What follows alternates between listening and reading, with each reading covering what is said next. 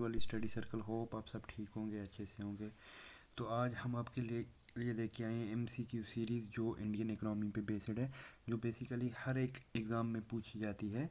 जैसे जेके एसएसबी के जितने भी एग्ज़ाम्स हैं, उन एग्ज़ाम्स में इंडियन इकोनॉमी के ऑलमोस्ट 10 से 20 नंबर्स होते ही होते हैं।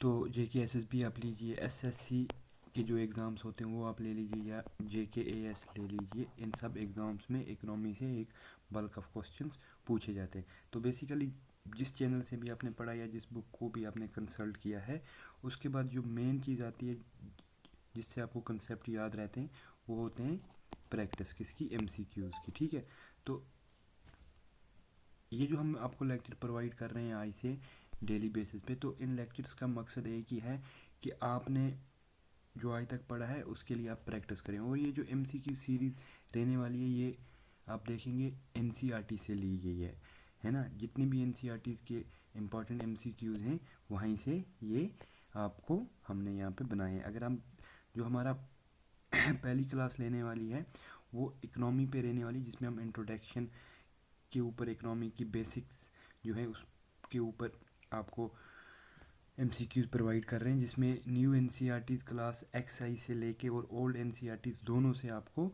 आप सामने देख सकते हैं किस किस चैप्टर से ये एमसीक्यूज़ लिए गए हैं। तो 9th से लेके बेसिकली 12th क्लास तक इकोनॉमिक्स जो है, इकोनॉमी है, उसमें जो जो टॉपिक्स हैं old NCERT plus new NCERT, उनके एमसीक्यूज़ हम आपको यहाँ पे प्रोवाइड कर रहे हैं। तो आप टॉपिक्स के नाम देख सकते हैं किस किस चैप्टर से लिया गया और किस क्लास का है। तो चलिए हम स्टार्ट करते हैं हमारे पहले एमसीक्यू से। तो पहला एमसीक्यू आपके सामने है, who is regarded as the father of modern economics. आपके सामने ऑप्शन है एडम स्मिथ, मार्शल, रॉबिन्स या कीनेस। तो ये क्वेश्चन पूछा गया है, यहाँ वेबसाइट पे देख सकते हैं। मध्य प्रदेश पीएससी ने प्री 2010 में ये क्वेश्चन पूछा है। तो फादर ऑफ मॉडर्न इकोनॉमिक्स किसको बोलते हैं? एडम स्मिथ को बोला जाता है फादर ऑफ मॉडर्न इकोनॉमिक्स। किस लिए बोला जाता है आप एक्सप्लेनेशन में देखेंगे। इन्होंने एक बुक पब्लिश की थी 1766 में, और इस बुक का नाम क्या था इनकी? An inquiry into, just a second, an inquiry into nature and causes of the wealth of nations. ठीक है, ये जो इन्होंने बुक पब्लिश की थी, इसी के बेसिस पे इनको कहा जाता है फादर ऑफ मॉडर्न इकोनॉमिक्स। ठीक, तो यहाँ पे आपको ध्यान रखना है, यहाँ पे आपको बुक का नाम भी पूछ सकते हैं, यानी कि आपको ये पूछ सकते हैं विच one of the following is the work of Adam Smith. तो वहाँ पे आपको 4 ऑप्शन होंगे, तो कौन सा होगा? ये वाला जो मैंने आपको नाम बताया। ठीक है, second, with regard to difference between micro and macro economics, which one of the following statement is are correct? अब देखो, जैसे ही आप 11th की एनसीईआरटी खोलेंगे, उसमें आपको बेसिकली ओल्ड एनसीईआरटी में 11th में था, और अब जो न्यू एनसीईआरटी सीरीज़ आई है उसमें अब ये 12th में ऐड किया गया है। ठीक है, माइक्रो इकोनॉमिक्स और मैक्रो इकोनॉमिक्स अब ये 12th में, ओल्ड एनसीईआरटी में ये 11th में था। ठीक है, अब जो न्यू एनसीईआरटीज़ आए हैं उसमें 11th में के टॉपिक में क्या है? इंडियन इकोनॉमिक डेवलपमेंट, और सेकंड पार्ट है स्टैटिस्टिक्स का। ठीक है, तो न्यू जो पैटर्न है 12th का, उसमें एक पार्ट है माइक्रो इकोनॉमिक्स, दूसरा है मैक्रो इकोनॉमिक्स। तो देखिए, पहले हम ऑप्शन देखते हैं, फिर हम इसकी डिटेल पढ़ेंगे। In macroeconomics, aggregate outputs of goods and services at the level of nation is measured, where in microeconomics individual factors of production are studied. तो ये स्टेटमेंट तो हमारी ठीक है। Secondly, microeconomics policies are pursued by the state itself or statutory body like the Reserve Bank of India, whereas policy concerning microeconomics are pursued by the individual agents only. तो ये statement गलत है, हम आपको एक्सप्लेन करके बताते हैं। देखिए, माइक्रो इकोनॉमिक्स जो होती है उसमें हम क्या करते हैं, एग्रीगेट आउटपुट कितना है वो देखते हैं। ठीक है, नेशनल लेवल पे जो नेशनल इनकम जैसे आती है, हम निकालते हैं नेशनल इनकम, वो माइक्रो इकोनॉमिक का पार्ट है। ठीक है, तो बेसिकली इस पे हम पूरे नेशन की क्या देखते हैं, इनकम देखते हैं। किसमें? मैक्रो इकोनॉमिक में पूरे नेशनल की इनकम हम जो है वो उसको आउटपुट निकालते हैं। लेकिन जो माइक्रो इकोनॉमिक्स है माइक्रो इकोनॉमिक्स में हम क्या करते हैं, माइक्रो इकोनॉमिक्स में हम बेसिकली ये देखते हैं कि एक इंडिविजुअल यूनिट, जैसे अगर कोई भी इंडस्ट्री है, आप मान लीजिए स्टील अथॉरिटी ऑफ इंडिया है ना, जो एक PSU है, सरकार की इंडस्ट्री है, हम सिर्फ इसी का स्टडी करते हैं, ठीक है। इसी के फैक्टर्स ऑफ प्रोडक्शन और इनकम जो होते हैं वो हम स्टडी करते हैं इंडिविजुअल लेवल पे, ठीक है।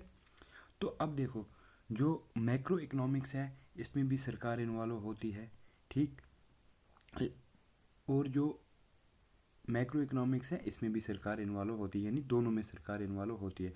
यहाँ तक तो स्टेटमेंट 1 तो ठीक है, इंडिविजुअल फैक्टर और एग्रीगेट आउटपुट ऑफ गुड, ये स्टेटमेंट ठीक है। लेकिन सेकंड स्टेटमेंट आधी ठीक है आधी गलत है। आप देखिए, just a second, macro economics policies are pursued by the state itself or statutory body like the Reserve Bank of India. यहाँ तक ये स्टेटमेंट ठीक है, लेकिन यहाँ पे क्या पूछा है, policies concerning micro economics are pursued by individual agents only. ये गलत है। क्यों गलत है? क्योंकि इसमें भी स्टेट का रोल रहता है, क्योंकि गवर्नमेंट कुछ पॉलिसीज़ बनाती है ना, उन पॉलिसीज़ का असर इस पे भी होता है। कुछ रेगुलेशन, रूल्स एंड रेगुलेशंस बनाती है, इंडिविजुअल यूनिट्स को भी वो फॉलो करने पड़ते हैं। तो इन दोनों में गवर्नमेंट का रूल होता है, ठीक है। तो ये जो एक्सप्लेनेशन यहाँ पे दी गई है, ये बेसिकली मैंने आपको पीछे डिफाइन कर दी, ठीक है। अब थर्ड क्वेश्चन क्या पूछ रहा है, which of the following pair of personality and associated field is not correctly matched. इसमें आपको बताना है जो करेक्टली मैच नहीं है, वो इसका आंसर है बेसिकली। तो बेसिकली आप लोग क्या गलती करते हैं, जब कभी क्वेश्चन पूछा जाता है आप ये नॉट नहीं देखते क्वेश्चन में। अक्सर ये होता है कि आप नॉट नहीं देखते। तो क्वेश्चन जब भी इस टाइप का क्वेश्चन आएगा, करेक्टली मैच डाला, उसके पीछे आप ज़रूर देखेंगे नॉट है या नहीं है, ठीक है। तो आपको आंसर पता होता है, लेकिन ये नॉट को आप नज़रअंदाज कर देते हैं और आप जो ऑप्शंस नीचे दिए गए होते हैं उनमें गलत टिक करवाते हैं वहाँ पे, ठीक है। अब देखिए, एडम स्मिथ का दिया गया है मॉडर्न इकोनॉमिक्स के साथ, ठीक है, हमने देखा पहले ही क्वेश्चन में कि ये फादर ऑफ मॉडर्न इकोनॉमिक्स कहते हैं। जेम कनीज का बोला गया है कि ये मैक्रो इकोनॉमिक्स के साथ था, ये भी ठीक है। ये बेसिकली 12th का चैप्टर 1 में इसकी डिटेल है, 12th NCERT की जो इकोनॉमिक्स चैप्टर 1 है उसमें आप देख सकते हैं, ठीक है। दूसरा है सोक्रेट ऑफ फ्रांस, इसका इन्होंने किया है कि ये सोशल इकोनॉमिक्स के साथ डील करते हैं। और दूसरा दिया गया है ऑल ऑफ दी एबो। तो ऑल ऑफ दी एबो तो नहीं हो सकता, क्यों, हमें नॉट करेक्टली मैच दिखाना है। तो ये हमें दो पता है, तो ये भी एलिमिनेट हो गया। तो एक ही बचता है, इसका आंसर क्या होगा, ये वाला, ठीक है। अब ये जो सोक्रेट्स है, ये बेसिकली इन्होंने जो अपनी थीसिस दी थी वो किस पे दी थी, वो पॉलिटिकल इकोनॉमी पे दी थी। किस पे दी थी? पॉलिटिकल इकोनॉमिक्स पे, ठीक है।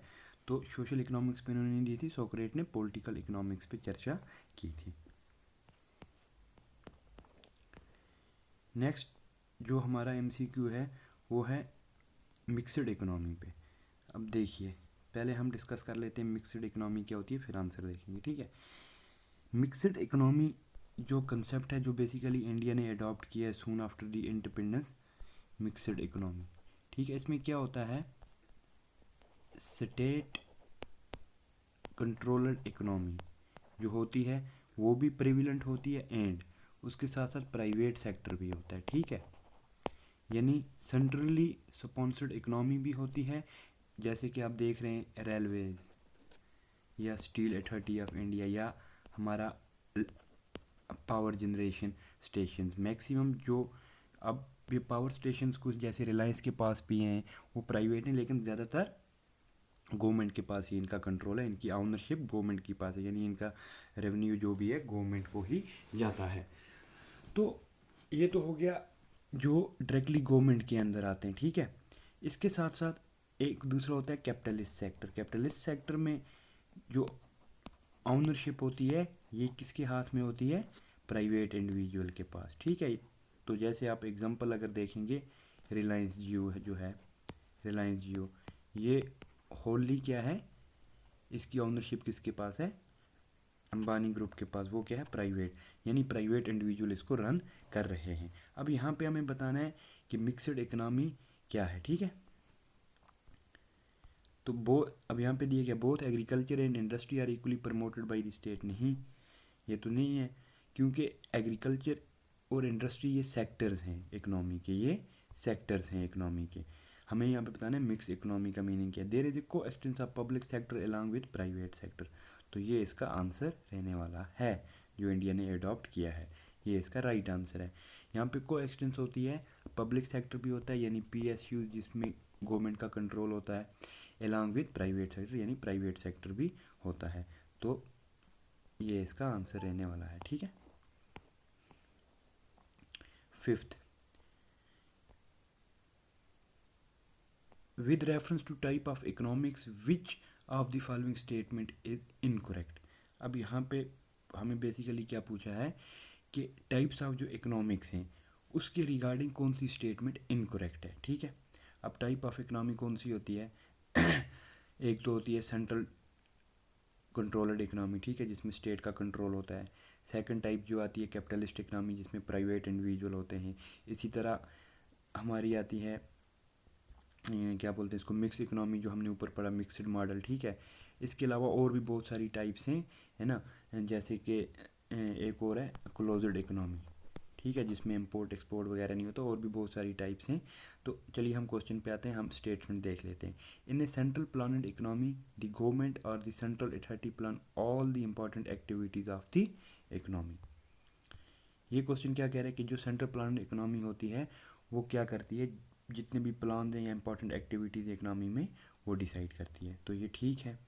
In a market economy the central problem regarding how much and what to produce are solved through the coordination of economic activities brought about by the price signal. अब देखिए, जो मार्केट इकोनॉमी होती है ये बोल रहा है the central problem regarding how much and what to produce are solved through the economic coordination through the coordination of economic activities brought about the price signal. ये स्टेटमेंट भी ठीक है। क्यों ठीक है, हमने कहा जो मार्केट इकोनॉमी होती है उसमें बेसिकली क्या होती है, प्राइवेट ओनरशिप होती है, कि कैपिटलिज्म मोड ऑफ इकोनॉमी होती है। तो ये जो कैपिटलिस्ट हैं ये जो चीज़ भी प्रोड्यूस करेंगे ये वही चीज़ प्रोड्यूस करेंगे जिसकी मार्केट में डिमांड होगी, और डिमांड के साथ साथ उसकी प्राइस लेवल अच्छी होगी, तो ये वही चीज़ प्रोड्यूस करेंगे। तो क्लियरली ये स्टेटमेंट भी ठीक है, ये भी हमें क्या बतानी है, इनकरेक्ट स्टेटमेंट, ठीक है। तो जो भी इकोनॉमिक एक्टिविटीज़ होती हैं मार्केट इकोनॉमी में, बेसिकली कैपिटलिस्ट इकोनॉमी में, वो किसके बेसिस पे होती हैं, प्राइस सिग्नल के बेसिस पे, ये भी ठीक है। थर्ड स्टेटमेंट क्या कह रही है, in a mixed economy society has no private property since everything is organised by the state. यहाँ पे क्वेश्चन थोड़ा सा आपको समझ आ रहा होगा। ये वाला जो ऑप्शन है इन्हें मिक्स इकोनॉमी बोल रहा है। मिक्स इकोनॉमी में दोनों के फीचर होते हैं, सेंट्रल प्लानड इकोनॉमी के भी और मार्केट इकोनॉमी। ये कह रहा है society has no private property, society has no private property, ये यहाँ पे गलत हो गई है। तो ये जो स्टेटमेंट है हमारी, इसका आंसर क्या रहने वाला है, सी। क्या रहने वाला है, सी। तो नेक्स्ट स्टेटमेंट भी हम देख लेते हैं। In capitalist economy purchasing power determine production and distribution of goods. अब पीपी क्या होता है, परचेजिंग पावर पैरिटी जिसे हम बोलते हैं, ये बेसिकली इनकम पे बेस्ड होता है, ठीक है। परचेजिंग पावर मतलब आपके पास किसी चीज़ को खरीदने का कितना पावर है, ठीक है। तो ये इस पे बेस्ड है। जो कैपिटलिस्ट इकोनॉमी होती है ये परचेजिंग पावर डिटरमाइन करता है production and distribution of good. जैसे कि आपकी इनकम बढ़ेगी, इनकम आपकी राइज होगी, तो आपका परचेजिंग पावर भी राइज होगा, ठीक है। तो उसकी वजह से उस गुड की डिमांड भी क्या होगी, हाई होगी। जब डिमांड हाई होगी तो सप्लाई भी ऑटोमेटिकली उसकी ज़्यादा आएगी, ठीक है। डिमांड हाई तो सप्लाई हाई, ठीक है। तो आंसर सी जो रॉन्ग स्टेटमेंट है हमें बतानी थी। सिक्स्थ आप देखेंगे, consider the following characteristic of an economy. यहाँ पे हमें इकोनॉमी की करेक्टरिस्टिक बताने हैं। ये स्टेटमेंट्स दिए हुए हैं 3, ये बताने हैं हमें कि किस इकोनॉमिक टाइप की ये करेक्टरिस्टिक है। There is a private ownership of mean of production, private ownership होती है यानी किसका फीचर है, ये कैपिटलिस्ट का। Production take place for selling the output in the market, जो भी प्रोडक्शन होती है वो किस लिए होती है, ताकि उनको सेल करें, प्रॉफिट कमाएं, ना कि वेलफेयर करें, ठीक है। तो ये स्टेटमेंट भी किसकी है, कैपिटलिस्ट की। There is a sale and purchase of labour service at a price which is called the wage rate. यहाँ पे सेल और परचेज होता है लेबर की सर्विसेज का एट ए प्राइस, जिसको हम वेज रेट कहते हैं। तो ये भी किसका फीचर है? कैपिटलिस्ट का। तो ये सारे फीचर किस इकोनॉमी के हैं? कैपिटलिस्ट इकोनॉमी के, यानी ए इसका ठीक आंसर है। अब जो सोशलिस्ट इकोनॉमी होती है उसमें क्या होता है? सोशलिस्ट इकोनॉमी में बेसिकली मेन मोटिव होता है स्टेट का, ये स्टेट कंट्रोल्ड होती है, स्टेट का मेन मोटिव होता है वेलफेयर ऑफ द पीपल, और मिक्स इकोनॉमी में दोनों के फीचर होते हैं। ठीक है, आंसर ए है इसका। नेक्स्ट जो है the working of the price mechanism in a free market economy refer to which one of the following. तो क्वेश्चन हमें क्या पूछ रहा है? जो प्राइस मैकेनिज्म है फ्री मार्केट इकोनॉमी का, refer to which one of the following. ठीक है, तो आपके सामने ऑप्शंस हैं, just a second. The interplay of the forces of demand and supply, determination of inflation rate in the economy, determination of economic prosperity to ये consumer है basically. ठीक है, determination of the economy full employment output. अब चारों option आपने पढ़ लिया, आपसे पूछ क्या रहा है? The working of the price mechanism in free market economy refer to which of the following.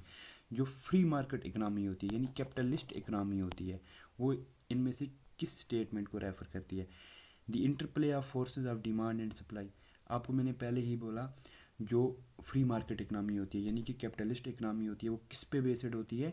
कि जितनी डिमांड होगी और सप्लाई जितनी होगी, ये इसी हिसाब से इनकी प्रोडक्शन होगी। जिस हिसाब से प्राइस होगा उसी हिसाब से इनकी प्रोडक्शन भी टेक प्लेस करेगी। तो ये आंसर हमारा ठीक है। हम बाकी भी देख लेते हैं। Determination of inflation rate in the economy, नहीं फ़र्क पड़ेगा इनको। ये बेसिकली किस पे डिटरमाइन करेगी? इनका मैकेनिज्म फ्री मार्केट इकनॉमी का, कि डिमांड कितनी है और सप्लाई करो। जो डिमांड करो और सप्लाई करो हैं हमारे, जो आपने पढ़े होंगे होपफुली, तो ये उस पर बेस्ड होते हैं। तो इसका आंसर ए रहने वाला है। ठीक है, अब next question, closed economy is a economy in which. अब क्लोज्ड इकोनॉमी क्या होती है बेसिकली? देखिए, पहले हम ऑप्शन देखते हैं, फिर इसको डिटेल में डिस्कस करेंगे। The money supply is fully controlled. पहला, deficit financing take place, only export take place, neither export nor import takes place. तो इसका आंसर डी है। इसका आंसर हमारा डी है। ठीक, अब देखिए, जो क्लोज्ड इकोनॉमी होती है, अगर आप एग्जांपल लेंगे क्लोज्ड इकोनॉमी की आज की डेट में, आज तो ग्लोबलाइजेशन है, पूरा दुनिया एक ग्लोबल विलेज बनी हुई है, ग्लोबल इंटीग्रेशन। लेकिन आज भी एक कंट्री ऐसी है जहाँ जो इस टाइप को फॉलो कर रही है क्लोज्ड इकोनॉमी की। कौन सी है? North Korea. ना ही नॉर्थ कोरिया एक्सपोर्ट करता है और ना ही ये इम्पोर्ट करता है, ना ही एक्सपोर्ट करता है ना ही ये इम्पोर्ट करता है। तो ऐसी इकोनॉमी को जहाँ पे ना इम्पोर्ट हो ना ही कोई एक्सपोर्ट हो, उसको हम क्या बोलते हैं? Closed economy. ठीक है, नेक्स्ट मूव ऑन करेंगे हम। Manufacturing does not include which of the following. अब देखिए, यहाँ पे सेक्टर ऑफ इकोनॉमी से ये क्वेश्चन पूछा गया है, सेक्टर ऑफ इकोनॉमिक्स। अब इकोनॉमी के 3 सेक्टर हैं, इकोनॉमी के बेसिकली 3 सेक्टर हैं। कौन कौन सा? पहला आपका होता है प्राइमरी सेक्टर, ठीक। सेकंड कौन सा है? Secondary sector. And third territory sector भी आप बोलते हैं, इसको सर्विस सेक्टर भी बोलते हैं। ठीक है, प्राइमरी सेक्टर में क्या आता है? Agriculture and allied activities. Secondary sector में आपकी क्या आता है? मैन्युफैक्चरिंग, या जिसको आप इंडस्ट्री बोलते हैं। और सर्विस सेक्टर कौन सा है? जो आपको सर्विसेज प्रोवाइड करता है, यानी इन दोनों को सपोर्ट करता है। अब देखिए, अगर कोई चीज़ एग्रीकल्चर रॉ मटेरियल प्रोवाइड करता है किसको? Secondary sector. अब ये इसको कैरी कौन करेगा, यानी एक जगह से दूसरी जगह ट्रांसपोर्ट कौन करेगा, सर्विस कौन देगा? वो टेरिटरी सेक्टर देगा। अब ये जो सेकंड सेक्टर है हमारा, मैन्युफैक्चरिंग सेक्टर या सेकेंडरी सेक्टर जिसको हम कहते हैं, इसने कोई चीज़ प्रोड्यूस की फाइनल कंज्यूमर के लिए। अब वो फाइनल कंज्यूमर तक कौन पहुंचाएगा? ट्रांसपोर्ट करके, ये वाला सेक्टर सर्विस सेक्टर। ठीक है, तो अब यहाँ पे हमें पूछा गया manufacturing sector does not include which of the following. इनमें से मैन्युफैक्चरिंग सेक्टर किसको इंक्लूड नहीं करता है? लार्ज इंडस्ट्रीज, आपने पहले ही पढ़ा, इंडस्ट्रीज है, मीडियम इंडस्ट्री, स्मॉल इंडस्ट्री, ये सब किसके हैं? मैन्युफैक्चरिंग सेक्टर के। रियल एस्टेट इंडस्ट्री, अब रियल एस्टेट इंडस्ट्री बेसिकली क्या है? ये सर्विस सेक्टर में आती है। तो रियल एस्टेट किस में आती है? सर्विस सेक्टर में। ठीक है, तो इंडस्ट्री जो भी हैं बाकी, लार्ज स्केल, स्मॉल स्केल या मीडियम, ये कोई ना कोई प्रोडक्ट मैन्युफैक्चर करते हैं। तो ये बेसिकली क्या है? मैन्युफैक्चरिंग सेक्टर में आते हैं। लेकिन जो रियल एस्टेट इंडस्ट्री है, ये बेसिकली सर्विस प्रोवाइड करती है, ये क्वेश्चन भी 2017 में पूछा गया है, ठीक है। Next, which of the following is the correct increasing order of the contribution of 3 sector to the GDP of India. अब देखिए, इस पे आपको दो तरह के क्वेश्चन पूछ सकते हैं। एक तो at the time of independence, at the time of independence यानी 1947 से लेके 1950 के दौर से या 1951 के दौर से, और उसके बाद प्रेजेंट में अगर आपको पूछ सकते हैं, तो ये दोनों आपको पता होने चाहिए। अगर हम यहाँ पे बेसिकली क्या पूछा, इन्होंने टाइम नहीं दिया है, तो जाहिर सी बात है ये प्रेजेंट का पूछ रहे होंगे। किसका पूछ रहे हैं? ये प्रेजेंट का। तो प्रेजेंट सेक्टर में अगर आप देखेंगे, सबसे ज़्यादा कंट्रीब्यूशन है हमारे सर्विस सेक्टर का, उससे कम इंडस्ट्रियल का, उससे कम एग्रीकल्चर का, ठीक है। तो लेकिन अगर आप इंडिपेंडेंस के टाइम पे देखेंगे तो इंडियन इकनॉमी बेसिकली एग्रीगेन इकनॉमी थी, ठीक है, यानी एग्रीकल्चर डिपेंडेंट थी। तो उस टाइम पे सबसे ज़्यादा कंट्रीब्यूशन किसका था? एग्रीकल्चर का, फिर इंडस्ट्री का, देन सर्विस का। लेकिन इंडिया ने फिर एक राइज जंप हुआ कि हम डायरेक्टली एग्रीकल्चर से ज़्यादा किस सेक्टर का कंट्रीब्यूशन होने लगा? सर्विसेज का। सर्विस के बाद सेकंड नंबर पे इंडस्ट्री का, और आज एग्रीकल्चर थर्ड नंबर पे। ऑलमोस्ट जो एग्रीकल्चर है इसमें हमारा 52% पॉपुलेशन एग्रीकल्चर पे डिपेंडेंट है, लेकिन सबसे कम कंट्रीब्यूशन इकोनॉमी में एग्रीकल्चर का ही है। तो इसका आंसर बी रहने वाला, ठीक है। नेक्स्ट है, public and private sector are differentiated on the basis of which of the following. जो पब्लिक और प्राइवेट सेक्टर है, इसको आप किस चीज़ पे डिफरेंशिएट करते हो, ठीक है। कंडीशन ऑफ एम्प्लॉयमेंट, क्योंकि देखिए अगर एक इंश्योरेंस कंपनी है, जैसे आप एग्जांपल लीजिए, सिंपल एग्जांपल लेके आप चलेंगे, इंश्योरेंस कंपनीज हैं, ठीक है, बहुत सारी, ऑलमोस्ट 300 से 400 इंश्योरेंस कंपनी है आज की डेट में, इससे ज़्यादा भी हो सकती हैं। अब इनमें कुछ इंश्योरेंस कंपनी क्या हैं? गवर्नमेंट ओनर्ड हैं, यानी पीएसयूज़ हैं, और कुछ प्राइवेट हैं। जैसे पीएसयूज़ आप देखेंगे, नेशनल इंश्योरेंस काफ़ी मशहूर कंपनी है, नेशनल इंश्योरेंस, ये क्या है? पीएसयू। अगर आप प्राइवेट इंश्योरेंस देखेंगे, बहुत सारे आपको मिल जाएंगे ना, एफको टोक्यो मिल जाएगा, और बहुत सारे नाम अभी मुझे याद नहीं आ रहे। तो अब देखिए, कंडीशन ऑफ एम्प्लॉयमेंट दोनों की सेम रहने वाली है, ये भी सेम नेचर का काम कर रहे हैं, ये भी सेम नेचर का काम कर रहे हैं, ठीक है। तो इस बेसिस पे तो डिफ्रेंशिएट नहीं हो सकती। नेचर ऑफ इकोनॉमिक एक्टिविटी, क्या इस पे हो सकती है? इनकी इकोनॉमिक एक्टिविटी भी सेम है, इनकी भी सेम है, इंश्योरेंस का काम कर रहे हैं तो सेम एक्टिविटी है इकोनॉमिक इनकी। ऑनरशिप ऑफ द इंटरप्राइजेज, अब यहाँ पे ये वाला पॉइंट डिफरेंट है। देखो, ऑनरशिप पब्लिक सेक्टर में कौन होता है? ये इसका ऑनर गवर्नमेंट, और प्राइवेट सेक्टर में इंटरप्राइज का ऑनर कौन होता है? Private individual. तो ये इसका आंसर रहने वाला है, ठीक है। नेक्स्ट 11 12 यहाँ पे है, इस वाली शीट पे। Yes, consider the following statement. अब ये स्टेटमेंट आप देखिए, primary sector is called so because it form the base for all other product that we subsequently make. अब यहाँ पे स्टेटमेंट है, देखिए यहाँ में बोल रहा है जो प्राइमरी सेक्टर है, इसको इसलिए हम प्राइमरी बोलते हैं क्योंकि ये एक बेस बनाता है बाकी सब सेक्टर्स के लिए। जैसे मैंने आपको पिछले वाले क्वेश्चन में बोला, प्राइमरी सेक्टर क्या है? हमारे एग्रीकल्चर एंड एलाइड एक्टिविटीज़ जितनी भी आती हैं, क्या ये बेस बनाता है बाकी सब सेक्टर्स के लिए? जी हाँ, सब प्रोडक्ट्स की बेस ही है, क्योंकि बेसिकली जो रॉ मटेरियल आता है, हमें रॉ मटेरियल आता है वो इसी सेक्टर से आता है, ठीक है। फिर उसी रॉ मटेरियल को आप क्या किस में कन्वर्ट करते हो? डिफरेंट प्रोडक्ट में, फाइनल गुड्स में, ठीक है। और वही फाइनल गुड्स को फाइनल डेस्टिनेशन यानी फाइनल कंज्यूमर तक पहुंचाने का काम कौन करता है? Service sector. तो ये स्टेटमेंट तो आपकी ठीक रहने वाली है। Since most of the natural product we get are from agriculture, dairy, fishing, forestry, this sector is also called agriculture and related sector. हमने ऊपर ही इसका डिस्कस कर लिया, तो ये स्टेटमेंट भी इसकी ठीक है। तो आंसर इसका आप देख सकते हैं, सी पार्ट बोथ 1 and 2 इसका आंसर है, ठीक है। 13, consider the following statement. Just a second.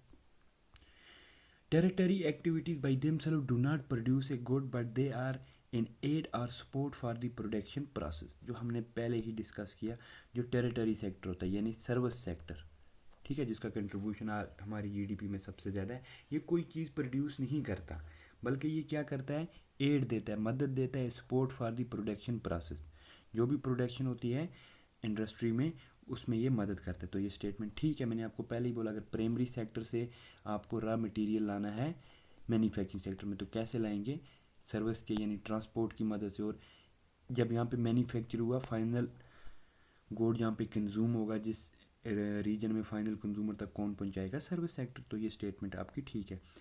Transport, banking, storage, communication and trade are सब एग्जांपल ऑफ टेरिटरी सेक्टर, ये भी ठीक है। क्यों, तो इसमें क्या क्या आता है, एड जो करते हैं ट्रांसपोर्ट करता है, बैंकिंग आपका ये काम करता है, आप अगर कहीं पे कोई सामान लेते हैं उसको स्टोर करते हैं, उसके जो स्टोर्स बड़े बड़े बनाए जाते हैं, मंडीज़ बनाई जाती हैं, तो ये भी ये करता है। कम्युनिकेशन, आप क्या करते हैं, अब कम्युनिकेशन में कोई चीज़ तो प्रोड्यूस नहीं होती लेकिन आप एक दूसरे से कम्युनिकेट करते हैं हमें क्या चीज़ खरीदनी है क्या नहीं। जैसे अगर आप ऑनलाइन प्लेटफॉर्म्स देखोगे, अमेज़न, फ्लिपकार्ट, आप ऑनलाइन ही उसको परचेज़ करते हैं तो ये आपकी हेल्प करता है, तो फिर वो आपको डिलीवर हो जाता है। तो ये सारे सेक्टर इसमें आते हैं। तो इसका ये मतलब है कि both 1 and 2 are the right answer, यानी सी पार्ट इसका आंसर रहने वाला है। नेक्स्ट हम देखते हैं कंसीडर द फॉलोइंग स्टेटमेंट्स। तो स्टेटमेंट्स वाले क्वेश्चन जो है मैं आपको बोलता चलूँ, यहाँ पे आपको स्टेटमेंट वाले क्वेश्चन में जल्दी नहीं करनी है। स्टेटमेंट वाले क्वेश्चन आपको अच्छे से पढ़ने हैं और ऊपर आपको नॉट ज़रूरी देखना है कि इसमें नॉट तो नहीं है, क्योंकि ये आपके लिए आगे जाके प्रॉब्लम कर सकता है, ठीक है। क्योंकि जो क्वेश्चन आपको आता भी होगा वो भी आप गलत कराएंगे। देखिए स्टेटमेंट क्या है, usually with economic development the share of agriculture to GDP decline and the share of the service sector became dominant. ये बोल रहा है कि जब इकोनॉमिक डेवलपमेंट होती है, इकोनॉमिक डेवलपमेंट होती है, the share of the agriculture to GDP decline, यहाँ तक तो ठीक है भाई, यहाँ तक स्टेटमेंट ठीक है। And the share of the services sector became dominant, यहाँ पे दिक्कत है, मैं आपको बोलता हूँ आगे क्यों। तो ये स्टेटमेंट होगी गलत, क्यों, क्योंकि आदि तो ये ठीक थी। जब भी इकोनॉमिक डेवलपमेंट होती है, इकोनॉमिक डेवलपमेंट एग्रीकल्चर सेक्टर का डिक्लाइन होना होता है, उसके बाद कौन सा सेक्टर बढ़ता है, सेकेंडरी सेक्टर यानी इंडस्ट्रियल, और उसके बाद फिर कौन सा बढ़ता है, सर्विस सेक्टर। लेकिन यहाँ पे हमें इन्होंने क्या दिया है कि इकोनॉमिक डेवलपमेंट में पहले एग्रीकल्चर डिक्लाइन होता है और फिर डायरेक्टली कौन डोमिनेंट बन जाता है, हमारा सर्विस सेक्टर। ऐसा नहीं होता, क्योंकि इकोनॉमिक डेवलपमेंट का जो प्रोसेस है वो एग्रीकल्चर से यानी प्राइमरी सेक्टर से सेकेंडरी पे आता है, फिर सेकेंडरी से सर्विसेज सेक्टर पे जाता है, ठीक है। तो ये स्टेटमेंट रॉन्ग होगी आपकी। At higher level of development the industrial sector contribute more to the GDP than the service sector. अब ये दूसरी स्टेटमेंट कह रहा है at higher level of development, जब हायर लेवल ऑफ डेवलपमेंट हो जाती है, जैसे यूएसए की इकनॉमी है, यूके जो डेवलप्ड नेशन है, ये कह रहा है हायर लेवल ऑफ डेवलपमेंट में इंडस्ट्रीज ज़्यादा कंट्रीब्यूट करती हैं जीडीपी को देन सर्विस सेक्टर। ये भी गलत है। क्यों गलत है, क्योंकि हायर लेवल ऑफ जब डेवलपमेंट होती है तो वहाँ पे सर्विस सेक्टर का कंट्रीब्यूशन ज़्यादा रहता है। किसका कंट्रीब्यूशन ज़्यादा रहता है, सर्विस सेक्टर का, ठीक है। लेकिन जब इकोनॉमिक डेवलपमेंट के पेस से हम पास हो रहे होते हैं, यानी कि जो डेवलपिंग कंट्रीज हैं लाइक इंडिया, बांग्लादेश, पाकिस्तान, है ना, तो यहाँ पे क्या होता है, एग्रीकल्चर से सेकेंडरी देन सेकेंडरी से सर्विस। लेकिन जब डेवलपमेंट हायर लेवल पे पीक पे होती है, यूएसए, यूके, तो वहाँ पे किसका कंट्रीब्यूशन रहता है, सर्विसेज का। तो कोई भी स्टेटमेंट फॉलो नहीं कर रही है, नीदर 1 नॉर 2, ठीक है। 15 क्या कह रहा है, देखिए, विच of the following statement regarding economic growth, consider the following statement regarding economic growth के रिगार्डिंग हमें स्टेटमेंट दी गई, हमें बोलना है कौन सी फॉलो कर रही है कौन सी नहीं, या बोथ नहीं कर रही। It refer to an increase in country capacity to produce the output of goods and service in an economy. पूछा क्या गया है हमें regarding economic growth. Economic growth क्या होती है, ठीक है, इकोनॉमिक ग्रोथ क्या है। तो ये कह रहा है it refer to an increase in country capacity to produce the output good and service in an economy. बिल्कुल ठीक है, क्योंकि इकोनॉमिक ग्रोथ हमें क्या बताती है कि एक कंट्री की कितनी कैपेसिटी है, वो कितना आउटपुट दे रही है गुड्स एंड सर्विस में या इवन एग्रीकल्चर सेक्टर में, वो कैसे। जैसे अगर हम 1950 में अपनी जीडीपी देखें कितनी थी, फिर नेक्स्ट ईयर 1952 में हमारी जीडीपी ग्रोथ क्या रही, 53 में क्या रही, 50, तो ये इकोनॉमिक ग्रोथ तब होगी जब हर ईयर क्या होगा, इंक्रीज थोड़ा थोड़ा या ज़्यादा या कम ही इंक्रीज होता रहेगा, लेकिन इंक्रीज होना चाहिए, तो इसको हम इकोनॉमिक ग्रोथ कहते हैं, ठीक है। सेकंड स्टेटमेंट क्या कह रही है? It employs either a large stock of productive capital or a large size of supporting service like transport, banking or an increase in the efficiency of productive capital and services. अब ये जो economic growth हो सकती है ये हमारे इसमें कोई भी सेक्टर कंट्रीब्यूट कर सकता है। जैसे large stock of productive capital, जो हमारी कैपिटल फॉर्मेशन होती है वो बढ़ सकता है, या सपोर्टिंग सर्विसेज बढ़ सकती है जैसे कि बैंकिंग, या फिर हमारी एफिशिएंसी बढ़ सकती है किसमें? प्रोडक्टिव कैपिटल एंड सर्विसेज में। तो ये भी ठीक है। तो ये सारे बेसिकली कंट्रीब्यूट करेंगे जीडीपी के इंक्रीज़ को। ठीक है, जब जीडीपी इंक्रीज़ होगी तो क्या होगी? इकोनॉमिक ग्रोथ हमारी होगी। तो इसमें बोथ स्टेटमेंट, अब क्या कहें, which of the statement given above is are correct. अब हमें यहाँ पे करेक्ट बतानी है, तो बोथ स्टेटमेंट सी इसका आंसर रहने वाला, यानी बोथ 1 and 2। ठीक है। Question number 15, where is 16? Yes, इस वाली पे होगा। 16 हमें बोल रहा है which one of the following statement is correct regarding development. Development के रिगार्डिंग कौन सी स्टेटमेंट सही है? तो ये 11th क्लास 10th की न्यू एनसीईआरटी से पूछा गया है। तो क्या है? Different person could have different as well as conflicting notion of a country development. ये कह रहे हैं जो डेवलपमेंट है, डिफरेंट लोग डिफरेंट तरह से सोचेंगे कि डेवलपमेंट क्या है, क्योंकि हर एक का अपना ओपिनियन होता है। यानी अगर एक बंदा सोचेगा कि डेवलपमेंट, अगर हेल्थ सेक्टर हमारा अच्छा है तो इसका मतलब डेवलपमेंट है, तो दूसरा बंदा सोच सकता है नहीं, अगर हमारा एजुकेशन सेक्टर अच्छा है तो ही डेवलपमेंट है। और एक तीसरा पर्सन होगा वो बोलेगा नहीं, जब दोनों सेक्टर अच्छे डेवलप्ड होंगे तो ही हमारी कंट्री की डेवलपमेंट है। और कोई बंदा सोचेगा नहीं जी, अगर हमारे मार्केट्स अच्छे बनाए गए हैं, ड्रेनेज सिस्टम अच्छा बनाया गया है तो ही क्या है? डेवलपमेंट है। तो डिफरेंट पर्सन के डिफरेंट ओपिनियन होते हैं ना, तो ये कन्फ्लिक्टिंग नोशन भी हो सकती है। देखिए अब यहाँ पे इसका अलग ओपिनियन, इसका अलग, इसका अलग, तो ये एक दूसरे के साथ कन्फ्लिक्ट में भी आ सकते हैं। Different person can have different development goal, ये भी ठीक है। कुछ डिफरेंट पर्सन के डिफरेंट डेवलपमेंट गोल होंगे, जैसे मैंने आपको यहाँ पे बताया, इसके लिए हेल्थ है, इसके लिए एजुकेशन है, इसके लिए ड्रेनेज सिस्टम है, ये भी ठीक है। डेवलपमेंट फॉर वन में even be destructive for other, ये भी आप देख लीजिए। किसी एक के लिए डेवलपमेंट डिस्ट्रक्टिव हो सकती है दूसरे के लिए। यानी कि अगर आप एग्जांपल लेंगे, अगर एक विलेज की, ठीक है, वो विलेज की जो इकनॉमी है वो बेसिकली फॉरेस्ट पे बेस्ड है। ठीक है, आप लेट कीजिए फॉरेस्ट पे कैसे बेस्ड है? ये यहाँ से फायरवुड कलेक्ट करके मार्केट में बेचते हैं, हर्ब्स कलेक्ट करते हैं ना, ये सारी चीज़ें, या जो घास वगैरह निकालते हैं वो मार्केट में ये बेचते हैं, उसी से ये अपना घर चलाते हैं। अब मान लीजिए यहाँ पे एक इंडस्ट्री गवर्नमेंट सेटअप करना चाहती है, तो उसके लिए क्या निकालनी है गवर्नमेंट को? यहाँ से हाईवे निकालनी है। ठीक है, तब जब गवर्नमेंट हाईवे निकालेगी, अब गवर्नमेंट के लिए क्या है? ये डेवलपमेंट है। ठीक है, इंफ्रास्ट्रक्चर डेवलप हो रहा है, जो इंडस्ट्री आगे जाके ये एस्टेब्लिश कर रहे हैं उस इंडस्ट्रियलिस्ट के लिए भी क्या है? ये डेवलपमेंट है। लेकिन ये डिस्ट्रक्टिव है, किसके लिए? फॉर अदर, जो ये विलेजर्स थे इनकी रोजी रोटी छिन जाएगी इससे। तो ये स्टेटमेंट भी ठीक है। तो इसका ये मतलब है कि 1 2 3 बो ऑल ऑफ दी 3 क्या है? करेक्ट है। ठीक है। 17, consider the following statement with reference to human capital. अब ह्यूमन कैपिटल क्या है? अब देखिए, human capital formation, human capital formation, ये चैप्टर नंबर 5 है, क्लास 9th की एनसीईआरटी में है ना। ह्यूमन कैपिटल फॉर्मेशन क्या है? We need good human capital to produce other human capital, ये भी स्टेटमेंट भी ठीक है। Investment in education is consider as one of the main source of human capital, ये भी ठीक है। अब देखिए, ह्यूमन कैपिटल बेसिकली क्या है? किसी कंट्री के लोग, ह्यूमंस कितने हेल्दी हैं प्लस कितने एजुकेटेड हैं, कितने एजुकेटेड और हेल्दी हैं, वो उनकी ह्यूमन कैपिटल है। क्यों ह्यूमन कैपिटल है? अगर आप एक एग्जांपल लेके चलेंगे, 1980s से पहले, 1980s से पहले चाइना बहुत पीछे था। जो चाइना है ये बहुत पीछे था बाकी कंट्रीज़ के मुकाबले में ना, इवन इंडिया से भी किसी हद तक पीछे था। लेकिन फिर चाइना के पास एक नेचुरल रिसोर्स था, वो थी इसकी पॉपुलेशन। क्या थी? पॉपुलेशन, जो आज हमारे इंडिया के लिए बर्डन बनी हुई है।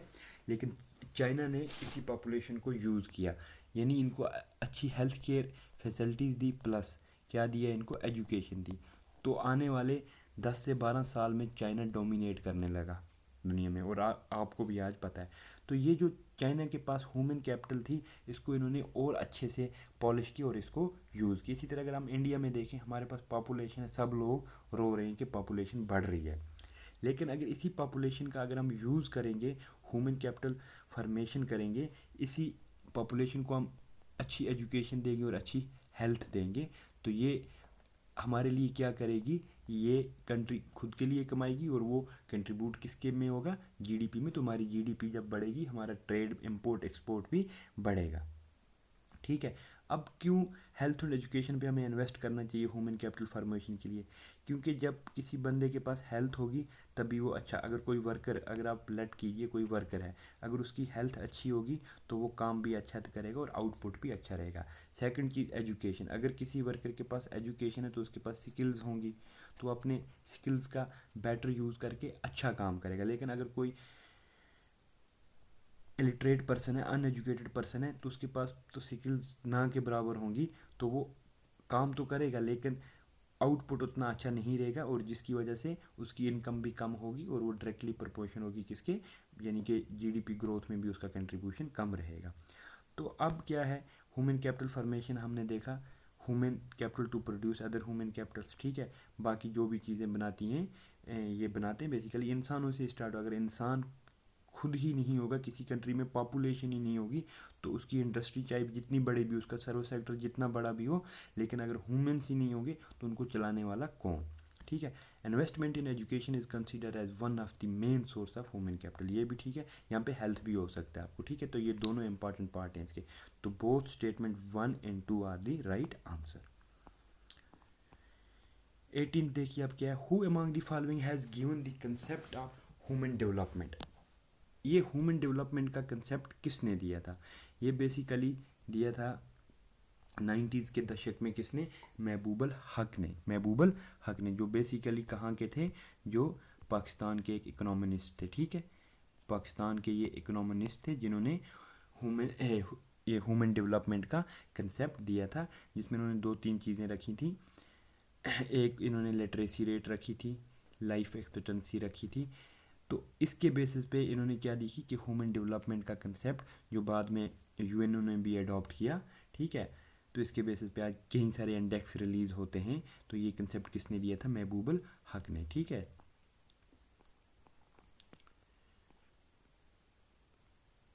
तो एक्सप्लेनेशन मैंने आपको ऊपर बोल दी, जैसे एजुकेशन मैंने आपको बोला, हेल्थ, जब हेल्थ अच्छी होगी तो ही लाइफ एक्सपेक्टेंसी बढ़ेगी, और इनकम और एम्पावरमेंट कितनी है, तो उस पर बेस्ड होगी हमारी ह्यूमन डेवलपमेंट इंडेक्स। ठीक है, which of the following consider to be the four pillar of human development. Human development के 4 पिलर कौन कौन से हैं?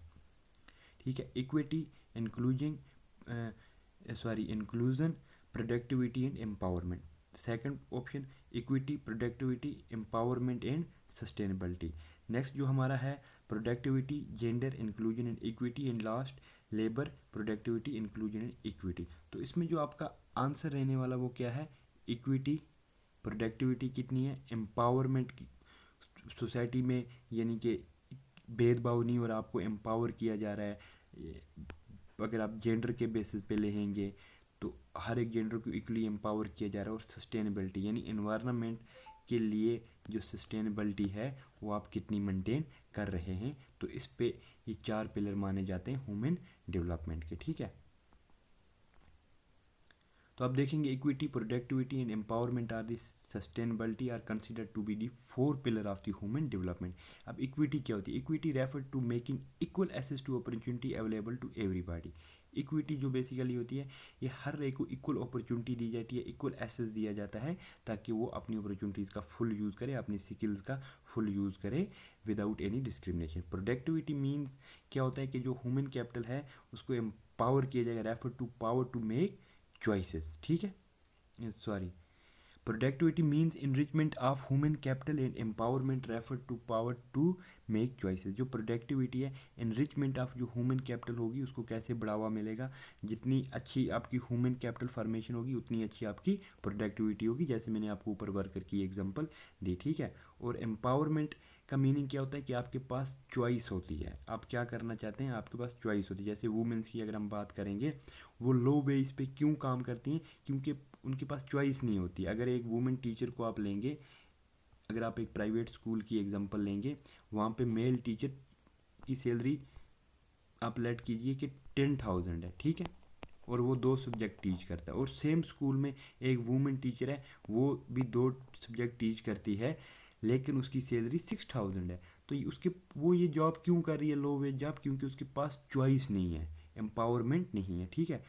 तो इसी तरह सस्टेनेबिलिटी का मीनिंग क्या होता है? Continuity in the availability of opportunity. तो ये कंटिन्यूटी रहनी चाहिए, अवेलेबिलिटी ऑफ जो अपॉर्चुनिटीज ये कंटिन्यू रहनी चाहिए, और इसके साथ साथ जो हमारा इन्वायरमेंट है वो भी सस्टेनेबल डेवलपमेंट रहना चाहिए। यानी कि हमारी जो डेवलपमेंट हो वो सस्टेनेबल डेवलपमेंट हो, without affecting the resources for future generation. यानी जो हमारे रिसोर्सेज हैं वो फ्यूचर जनरेशन के लिए भी अवेलेबल